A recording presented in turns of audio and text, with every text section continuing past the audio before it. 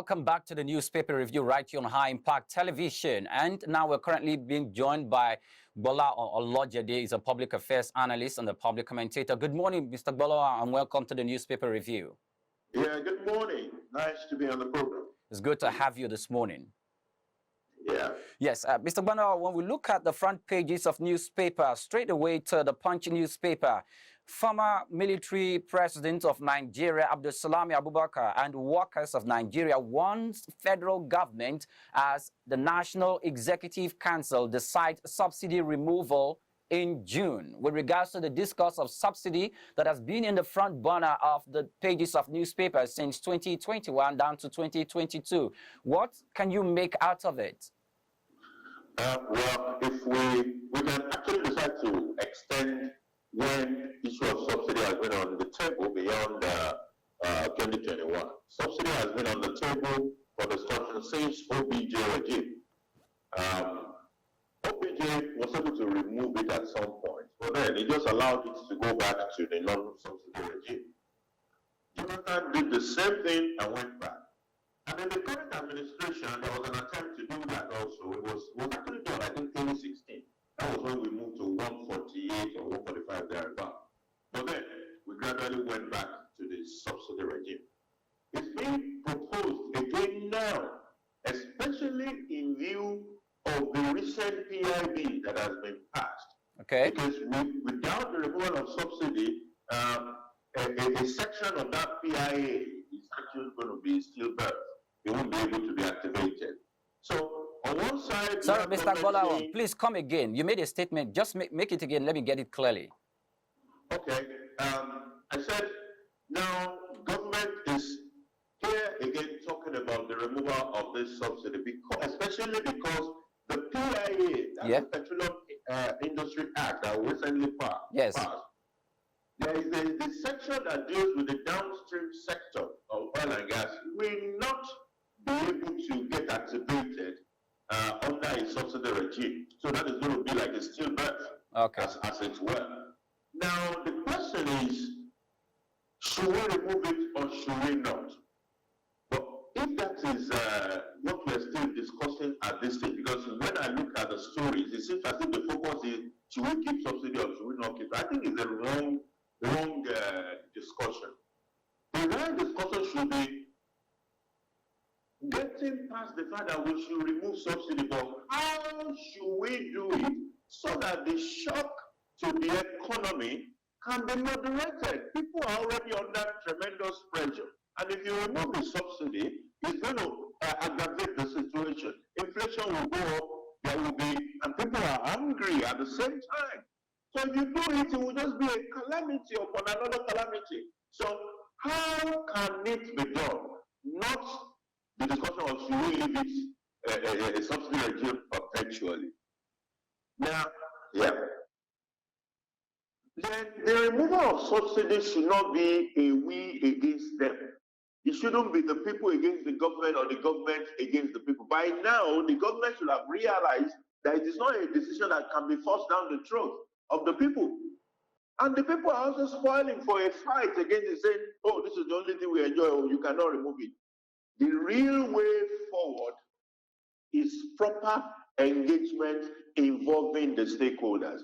And I'm glad that, NEC is saying, oh, we are considering doing this in June. So that leaves us January to June for us to work out a solution. We need to change the approach from a fight to a solution orientation. What can we do? How can we do it so that the fear that we have will not crystallize when it is eventually removed? So that is all the time. 6 months is a good time to be able to agree. Why they are proposing the removal of subsidy, they've attributed it to the fact that in a year, the government pays about 2 trillion naira for subsidy, and that about less than 1/3 of the population in the country enjoy more than 1/3 of the subsidy. When it is finally, when it's being paid for, when the petroleum product is being subsidized. And they said that inequality needs to be balanced. They equally made another proposition that about 2 trillion naira should be deployed to infrastructural development like roads, fixing the hospitals and other critical sectors of the economy, and that they cannot continue to fund subsidy because it is depleting the national coffers extensively. What can you say about that? It's a valid point to make, but you see, there is already a lot of distrust and mistrust in the system between the government and the governed. So the fact that government is making this point does not mean that the people are going to just buy the idea just like that, which is why the issue of better stakeholder engagement becomes important. The truth is that what the Nigerian needs is not cheap fuel to put in his car or in the bus so that he can ride it on a bad road. If you give him a good transportation infrastructure, it is the real thing to desire. There is nobody who wants to make a 1 hour journey in 3 hours. It is, when you do that, you are already paying more than double your fuel. If you do a 1 hour journey in 3 hours, you're spending 30 times your fuel consumption. You're spending wear and tear staying in that on that road, or there's wear and tear on the vehicle. Even on your own body, there are health implications. There is man-hour loss. There are several losses that are there. So essentially, the issue is good road is better than cheap fuel. The other part is power. So people use all this, I better pass my neighbor, and they use a PMS-based generator. Yeah. So the question is it a cheap fuel in your generator that is the real need, or electricity? If you ask me, the true need of the Nigerian is electricity to be available, not cheap fuel to power his I better pass my neighbor generator. That's not what he truly desires. Okay. Yeah. Yes, sorry to butt in there. Now, the complaint that the Trade Union Congress, the National Labour Congress, and other civil society organizations and concerned sister unions in the country are saying they are going to shut down the economy if government finally remove subsidy. And that the former military president of the country says that what happened in NSAS protest is a child's play if the government goes that route. Did you foresee that? I agree perfectly with the former president, because that is what will happen if the subsidy is removed without those stakeholder engagement I'm talking about. People are angry. They are under all sort of inflationary pressure and several other pressures that are bothering them right now. Apart from that, there are the beneficiaries of the current subsidy regime who are ready to do anything to ensure that that subsidy continues. So they will also pump money, pump media influence into that space. So if government just remove it without the right level of engagement, what Abdul Salam said is exactly what will happen. The country will explode. Labor will shut it down. Angry people will get on the road, and we might have another NSAS, or maybe even worse. Okay. Now, this subsidy discussion has been a long time in the front pages of newspaper and all of that in the economy. And given the critical function that fuel, crude oil plays in the economic advancement of Nigeria and the economic situation in the country, we've been discussing this for a long time. What should the government give priority to? Is it to the people or to the fact that it keeps depleting the coffers of the nation? Both are intertwined, very highly intertwined. If the coffers of the government is depleted and it cannot fund the FAC allocation to the state becomes comatose, the federal government becomes comatose. So at the end of the day, it is still about the people. Without money, there is not much we can do. We can't even pay salaries, not to talk of provide infrastructure. So, which is part of why these engagements are important. Can we honestly put all the cards on the table and then get all the people together? These are the issues. How should we go about it? What can we do? How should we proceed? And then we can together find a solution, and hopefully there will be a honest implementation. To be frank, a lot of dishonesty has been in that space. Do you remember that sometimes in, I think, 2020, government had actually said it's removed fuel subsidy? Yeah. So meanwhile, for people like us who are people who understand the industry, you can see from the several indices that it wasn't removed. So until people sustained that argument that, look, you cannot say you remove it and this is still there, you cannot say you remove it and this is still there, they had to come back several months after and said, no, we have not removed it. So all this dishonesty has a role to play in what is going on and why people don't trust the system. But sorry, before I move away from this particular line of discourse to another brief question. Now, a bit of the accusation coming from the people towards the government is being that, okay, if you say that you're losing money, you're spending 2 trillion naira that you don't have in subsidizing fuel, why don't you remove the cost of governance by, reducing the number of your cabinet members, the senior special assistants? That topic also has been in the front burner for a while. Do you think the people are... Correct. Yes. You see, when you are calling on people to make a sacrifice, they like to see what sacrifice you are making as well. So the wasteful spending that government itself is doing is not helping its case. So you have a situation, for example, in which recently in the newspapers, we saw issues about what I would call maybe budget padding. People just put all sort of projects, insert them somewhere, so this project are not properly costed. I think about 400 and something projects were said to have been, duplicated according to budget. So when you see a government that is acting like that, there was even a show recently, a show of rice pyramid in Abuja. That was absolute wastage. It was an unnecessary show. So it becomes difficult to convince the people.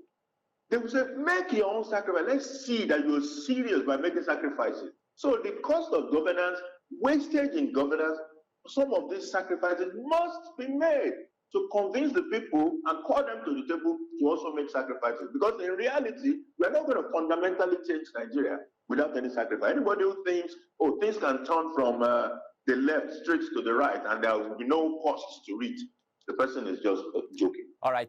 Thank you, Bola. Let's move away from that. The next topic of discourse is on the front page of the Guardian newspaper, and it borders on insecurity. The story says that members of House of Representatives, it's in the front page of the Guardian newspaper, members of House of Representatives investigates missing 178,459 police arms. When you saw that statement or that news headline, what came to mind? Very, very scary. Very scary. We already have a problem with the fact that the entire Sahel is filled with arms and ammunition from Libya, from other failed or near failed states in the Sahel. And these arms and ammunition are finding their ways into other parts of West Africa, is causing part of the problems that we have in the northern part of the country today. Arms is everywhere. To now find out that even the structured arrangement for arms that are in the armory of the Nigerian police, as much as 178,000 found its way out of the armory or could not be accounted for. It is embarrassing, it is scary in the real sense of it.